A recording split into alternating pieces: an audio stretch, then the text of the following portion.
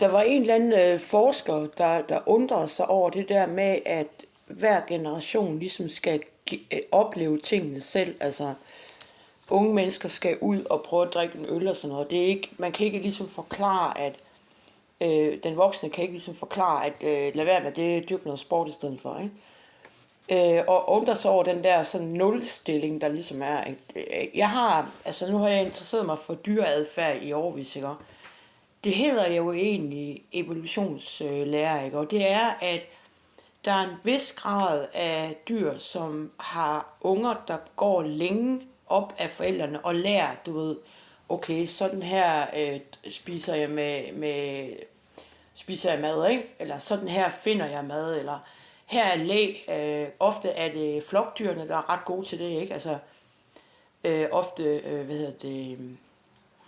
byttedyrene går længe med deres forældre, i virkeligheden, de er en flok, og så videre, ikke? Men der er stadigvæk lidt, jeg skal lige prøve, om jeg kan løbe hurtigere, eller et eller andet, ikke?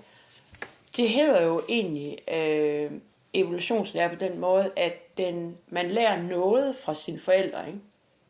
Alt efter, hvor dygtige de er til at lære fra sig, hvor uproblematisk de er til at lære fra sig. Ofte ved ungerne, hvis det er en ubehagelig måde, de lærer på, så vil de bare gå ud, ikke? Eller gå for tidligt på egen hånd, ikke?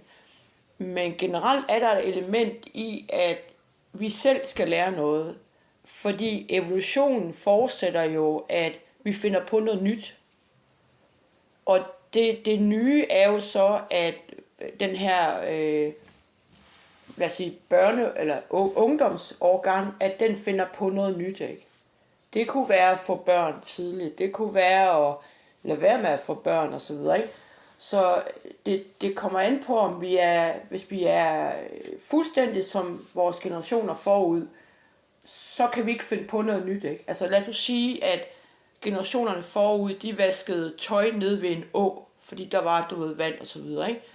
Så er der en, der finder på at have en kæp og stå og rode rundt med vasketøjet op i gårdspladsen. Så er der en, der opfinder sådan en primitiv maskine, der kan gøre det.